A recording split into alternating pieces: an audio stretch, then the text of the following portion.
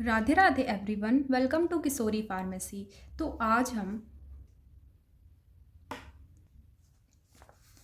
Pharmacology 3 का pharmacology of a drug acting on respiratory system के अंदर जो थर्ड टॉपिक है एक्सपेक्टोरेंट्स एंड एंटीट्यूसिव। तो जो एक्सपेक्टोरेंट्स है वो पहले ही पार्ट में कवर कर दिया गया है।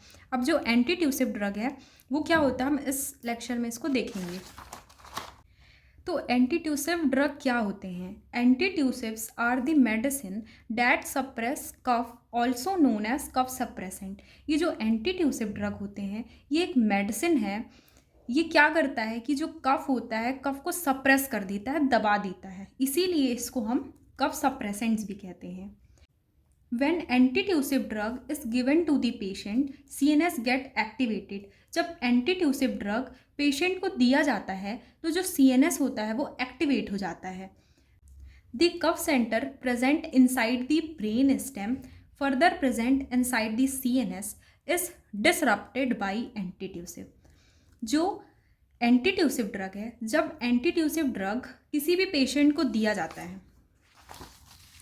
जब एंटीट्यूसिव ड्रग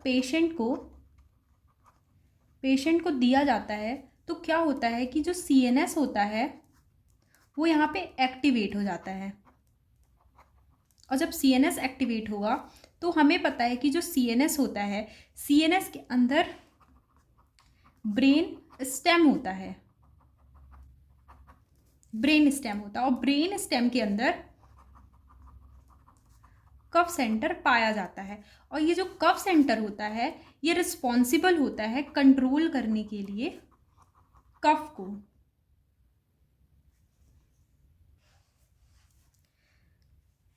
जो कफ सेंटर होता है वो कंट्रोल करता है कफ को।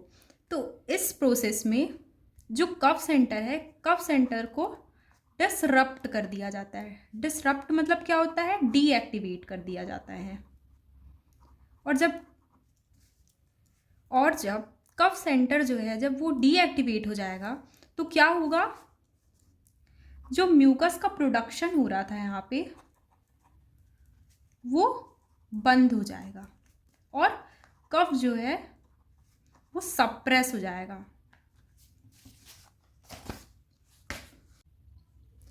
तो एंटीट्यूसिव ड्रग्स के कौन कौन से साइड इफेक्ट्स हैं? तो पहला है ड्राउजीनेस, दूसरा है डिजीनेस, तीसरा है हेडेक, फोर्थ है कॉन्स्टिपेशन, फिफ्थ है ड्राई माउथ और सिक्स्थ है ब्लड विजन। अब हम पढ़ेंगे एंटीट्यूसिव ड्रग्स के क्या क्या यूजेस हैं। तो क्या है पहला uses? They are use to get relief from cough. ये जो एंटीट्यूसिव ड्रग है ये यूज किया जाता है कफ को ठीक करने के लिए। They are use to treat dry cough, common cold, breathing illness. ये ड्राई कफ को ट्रीट करता है, कॉमन कोल्ड को ट्रीट करता है और ब्रीदिंग इलनेस को ट्रीट करता है। Antitussive drugs are use to treat respiratory infection. ये जो एंटीट्यूसिव ड्रग है ये रेस्पिरेटरी इन्फेक्शन को ठीक करता है। Antitussive drugs are cough suppressant. तो अब हम पढ़ेंगे एंटीट्यूसिव का mechanism of action. When antitussive drug are introduce to the body, जब जो एंटीट्यूसिव ड्रग है वो बॉडी के अंदर दिया जाता है तो क्या होता है कि जो मेडुलरी सेंटर होता है जो कि CNS के अंदर प्रेजेंट रहता है ये डिप्रेस हो जाता है या फिर डीएक्टिवेट हो जाता है। और जैसे ये डीएक्टिवेट होगा तो जो थ्रेशोल्ड होता है कफ सेंटर का वो बढ़ने लगता है। और जब ये थ्रेशोल्ड बढ़ेगा तो क्या होगा कि जो प्रोडक्शन होता है यहाँ पे कफ का वो सप्रेस हो जाता है, वो कम होने लगता है यहाँ पे। और जब ये कफ कम होगा तो क्या होगा कि जो कफ की प्रॉब्लम हो रही थी, खांसी बन रही थी गले में, वो धीरे धीरे ठीक होने लगेगी। तो इसका मैकेनिज्म ऑफ एक्शन अगर डीपली देखें तो क्या होता है कि जो CNS होता है, CNS के अंदर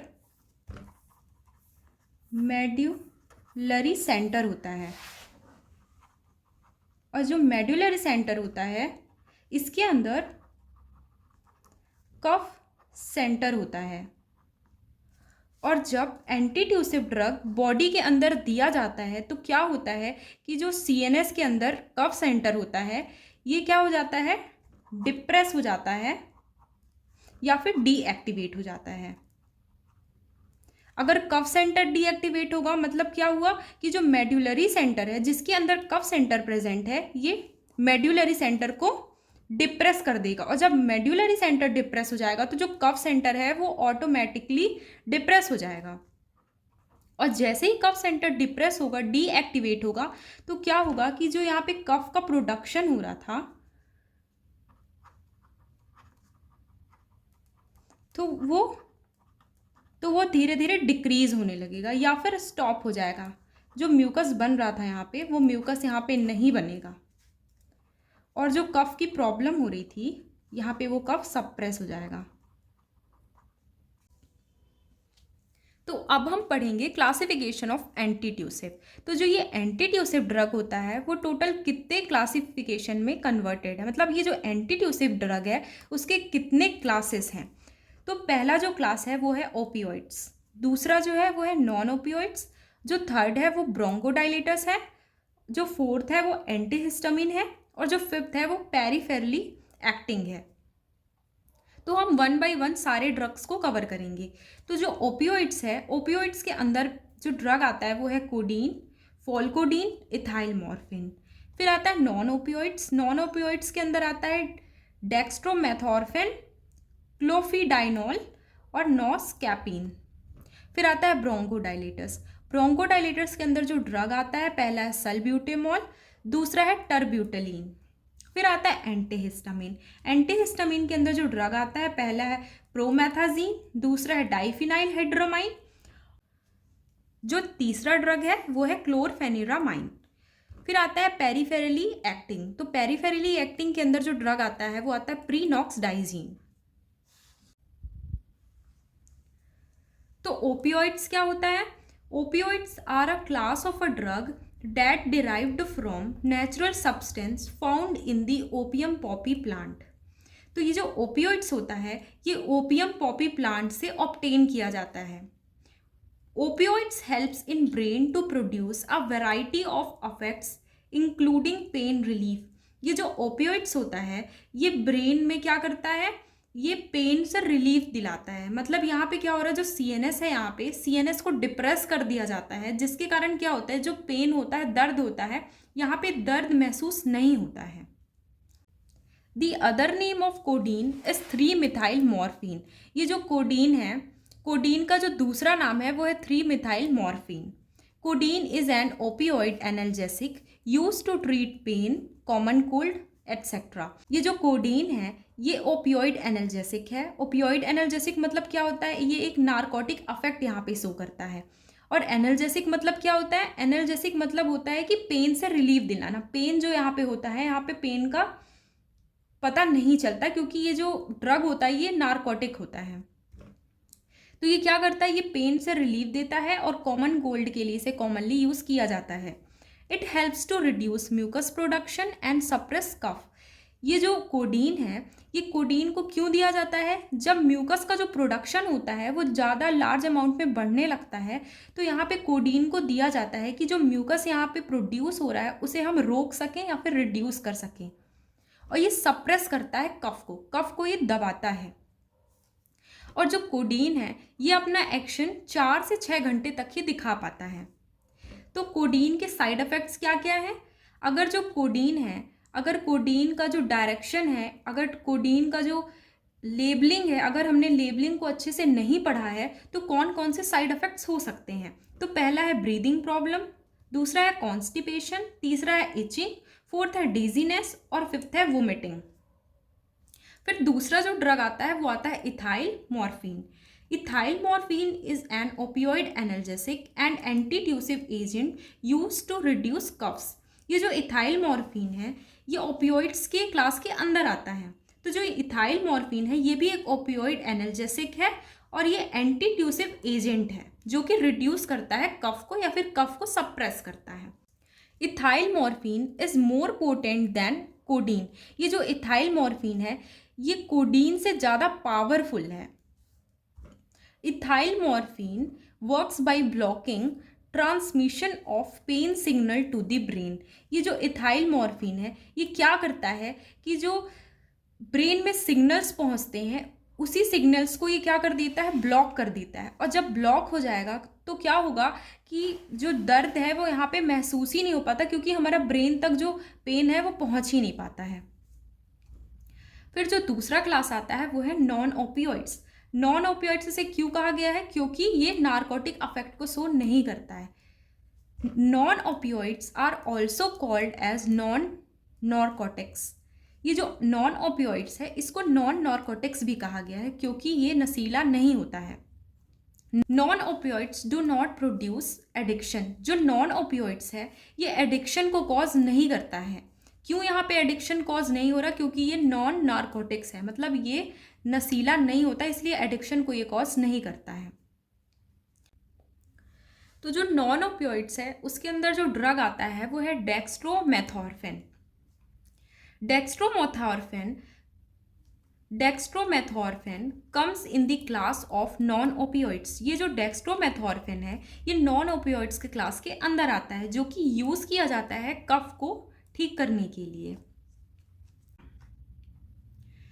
तो ये जो डेक्स्ट्रोमेथॉर्फिन है तो इसका फार्माकोकाइनेटिक्स क्या है, they comes in the form of liquid field capsule. ये जो डेक्स्ट्रोमेथॉर्फिन है ये लिक्विड फिल्ड कैप्सूल के फॉर्म में आता है, च्यूएबल टैबलेट्स के फॉर्म में आता है।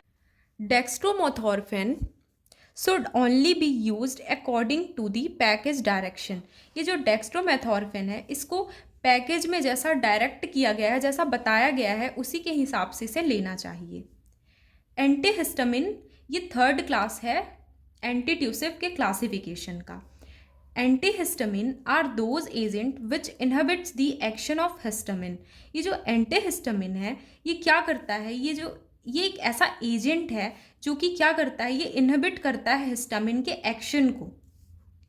Antihistamine are used to treat inflammatory condition like allergy, asthma etcetera. ये जो एंटीहिस्टामिन है ये एक ऐसा एजेंट है जो कि इनहिबिट करता है हिस्टामिन के एक्शन को, और जो हिस्टामिन होता है ये क्या करता है, ये इन्फ्लामेशन को कॉज करता है, स्वेलिंग को कॉज करता है। तो यहाँ पे क्या होगा कि जब एंटीहिस्टामिन ड्रग दिया जाएगा तो जो इन्फ्लामेशन एयरवेज में होता है तो यहाँ पे क्या होगा, जो इन्फ्लामेशन है, जो स्वेलिंग है यहाँ पे कम हो जाएगी। स्वेलिंग को ट्रीट करता है, ठीक करता है। तो जो एंटीहिस्टामिन है इसके अंदर जो ड्रग आता है वो है promethazine. They comes in the class of antihistamine. ये जो प्रोमेथाजीन है ये एंटीहिस्टामिन के क्लास के अंदर आता है, जो कि यूज़ किया जाता है एलर्जी कंडीशन को मैनेज करने के लिए, और नोजिया की प्रॉब्लम हो गई, वोमिटिंग, सडेशन, कफ एट्सेट्रा के लिए इसे यूज़ किया जाता है। तो जो लास्ट क्लासिफिकेशन है वो है पेरीफेरली एक्टिंग। तो ये पेरीफेरली एक्टिंग कैसे वर्क करता है, ये क्या करता है कि जो लोकल नर्व्स होते हैं ब्रेन में उसको ये क्या करता है, डीएक्टिवेट कर देता है। तो जब ये जो लोकल नर्व्स है जब वो डीएक्टिवेट हो जाएगा तो क्या होगा कि जो ब्रेन में सिग्नल पहुंचता है पेन का वो यहाँ पे ब्लॉक हो जाएगा, ट्रांसमिट नहीं हो पाएगा। It helps to manage cough, allergy, inflammation etcetera. तो जो पेरीफेरली एक्टिंग है उसके अंदर जो ड्रग आता है वो आता है prenoxdiazine. They comes under the class of peripherally acting. ये जो प्रीनॉक्सडाइजीन है ये पेरीफेरली एक्टिंग के क्लास के अंदर आता है, जो कि यूज़ होता है सप्रेस करने के लिए, कफ को दबाने के लिए इसे यूज़ किया जाता है। Use to treat cough, allergy, asthma, common cold etcetera. Prenoxidazine is administered orally, usually as tablets, and works about 4 hours.